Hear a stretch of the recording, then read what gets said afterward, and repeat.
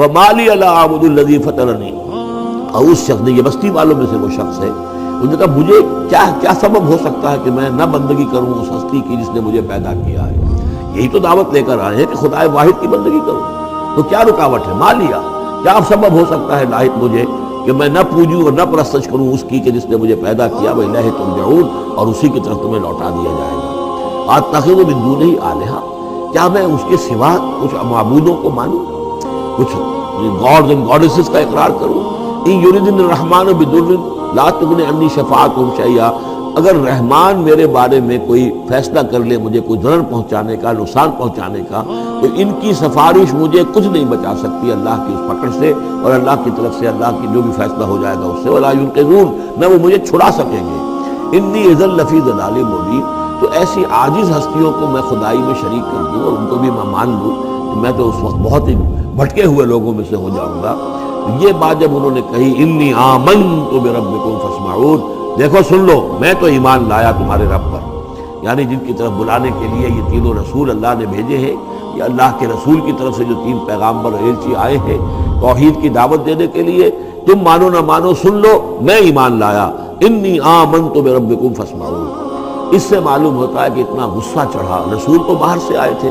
ان پر تو اتنی زیادہ ان کو کوئی بہت زیادہ جو ہے غصہ نہیں آیا تھا، یہ اپنے میں سے جب ایک آدمی جب اس نے تصدیق کی ہے تو ان کا غصہ جو ہے وہ ایسا ہوا کہ وہ اس کو ضبط نہیں کر سکے، قیل ادخل الجنہ، یعنی انہوں نے فوراً اسے قتل کر دیا۔ اور جب قتل ہو جاتا ہے کوئی اللہ کی راہ میں، تو چونکہ جو مقتول ہے اللہ کی راہ میں، جس کو ہم شہید کہتے ہیں، اس کے لیے انتظار نہیں ہے یوم حشر کا، بلکہ وہ سیدھا جنت میں اسی پر جاتا ہے۔ قیل ادخل الجنہ، کہہ دیا گیا داخل ہو جاؤ جنت میں۔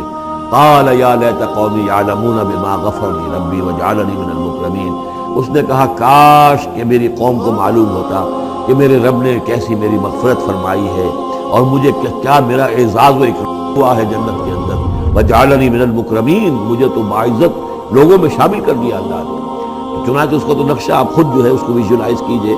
جو بھی وہ شخص تھا، اس کی کوئی بیوی ہوگی وہ رو رہی ہوگی، اس کے بچے ہوں گے وہ رو رہے ہوں گے، اس کے ماں باپ اگر تھے تو وہ جو ہے ان کو غشی طاری ہو رہی ہوگی کہ ہمارا بیٹا جو ہے اس طرح ہلاک کر دیا گیا۔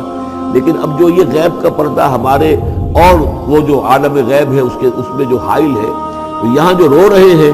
ادھر وہ جو اللہ کا بندہ وہ کہہ رہا ہے کاش میری قوم کو معلوم ہو جائے، کہ انہیں تو پھر افسوس نہ کرے یہ کہ مجھے تو اللہ نے کیا اعزاز و اکرام جو عطا کیا ہے اور کیا میری مغفرت کی ہے۔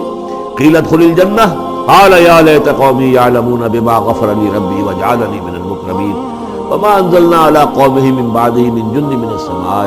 اور پھر ہم نے نہیں نازل کیا اس کی قوم پر اس کے بعد کوئی لشکر آسمان سے، وما كنا منزلین، اور ہمیں کوئی فوج اتارنے کی ضرورت نہیں ہوا کرتی،